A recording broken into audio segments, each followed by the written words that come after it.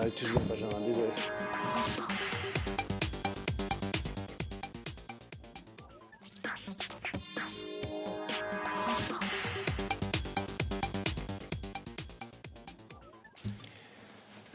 Vincent Kutkovitz est avec nous. Bonjour Vincent. Bonjour Thomas. Alors, on va revenir sur quelque chose de peut-être pas très original. On en a parlé de façon impressionniste, enfin même à plusieurs reprises, mais qui est néanmoins très important et qui est au cœur de l'épargne des Français actuellement. Ouais.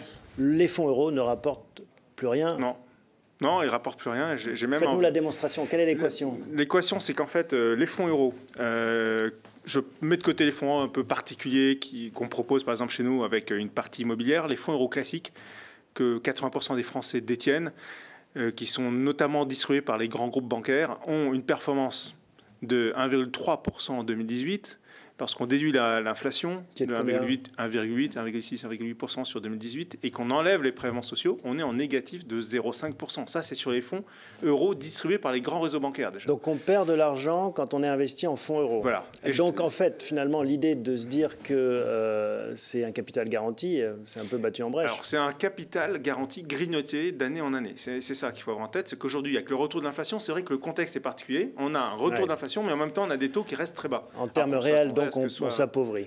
Exactement, aujourd'hui on s'appauvrit. Et je dirais même, je pense qu'il faut qu'on fasse un mea culpa, parce que même des sociétés comme Bienpoint.fr, parfois nous distribuons aux gens qui le demandent des fonds euros garantis qui offrent très peu d'endroits aujourd'hui. Il faut reconnaître que c'est pas la bonne solution aujourd'hui. Il faut que les gens en prennent conscience. Enfin, il se passe pour les particuliers, ce qui se passe aussi pour les États. Finalement, il y a des investisseurs qui viennent emprunter d'emprunts allemands ou français à taux négatif. Pour protéger d'une certaine manière. Parce qu'ils imaginent un scénario peut-être plus difficile. Bien sûr. Mais sauf qu'en fait, il existe quand même des solutions qui permettent d'une certaine manière de protéger quand même son épargne. Les fameuses SCPI.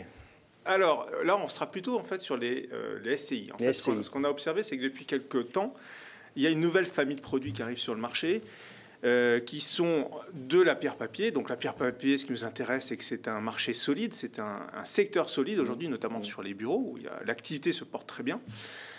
Aujourd'hui, il y a donc des produits de pierre papier qui sont des fonds immobiliers d'une certaine manière, qui sont des SCI, des sociétés civiles d'investissement. Oui, alors ma langue a fourché, enfin j'ai fait un lapsus, SCPI, SCI, on rappelle peut-être la différence, ouais, les SCI, c'est plutôt des fonds assez souples qui vont pouvoir aller picorer et acheter des SCPI, investir dans des foncières cotées, investir dans de l'immobilier en direct. Donc en fait, multi-actifs immobiliers.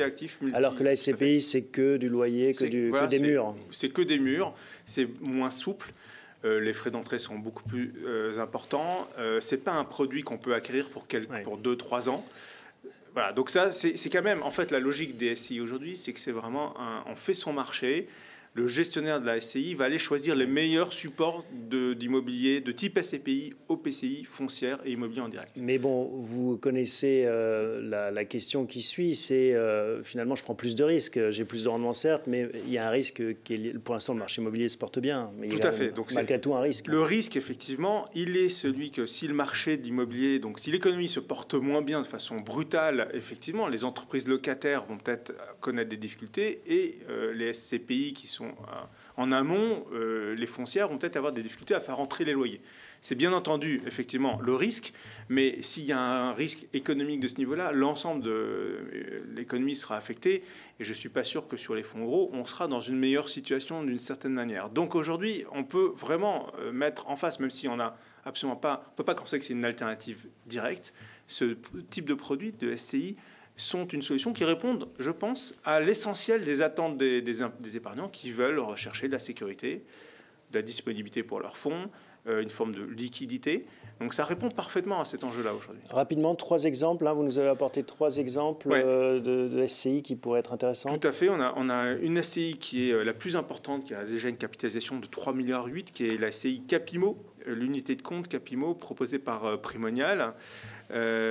Qui a réalisé une performance en 2018 de 4,20.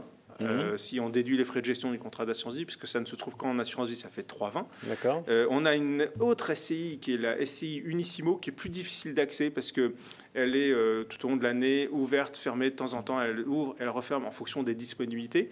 Et elle a une capitalisation de 500 millions. Tout ça, la capitalisation, c'est important. C'est pour démontrer en fait que ce sont des produits qui ont une certaine robustesse. Voilà, c'est ça qu'il faut noter. Ouais. Et puis, depuis quelques mois, on voit apparaître, on en a parlé déjà dans cette émission, une SCI qui, elle, a vocation à investir sur une thématique qui sont les biens en nue propriété à travers des viagers. Oui, on avait reçu sa gérante. Je vous invite à regarder l'épisode précédent sur YouTube.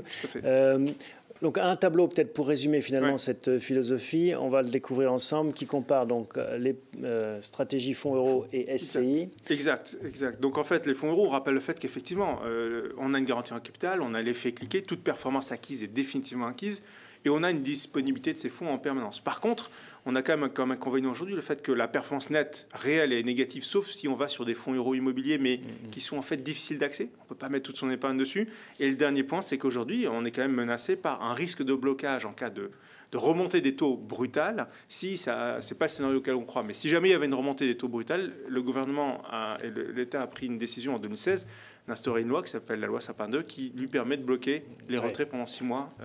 Éviter que tout le monde ne se précipite par la même porte de sortie. Exactement. Et en face de ça, on a donc en effet les arguments de la SCI. On va revoir le tableau rapidement. Tout à fait. Diversification immobilière, liquidité assurée, performance robuste. Et pas de garantie en capital. Pas de garantie en capital, c'est ça le gros point qui parfois peut faire peur à certains. Mais je dirais quand même, si on regarde un peu le track record, notamment de Capimo, c'est une volatilité inférieure à 1%. C'est-à-dire qu'en fait, c'est un produit extrêmement stable. C'est un produit qui finalement qui n'a pas de garantie en capital, mais qui est extrêmement sécurisé dans son comportement depuis plusieurs années, depuis la création en 2007 de mémoire. Donc en fait, c'est un produit qui a démontré être sécure sans avoir une garantie en capital formelle. Donc, à nos épargnants de faire le choix. La démonstration est claire. Merci Vincent Kutkovitz. On se retrouve dans un mois pour un prochain épisode de Parlons Placement. On va tout de suite s'intéresser au secteur de l'eau, une thématique à suivre.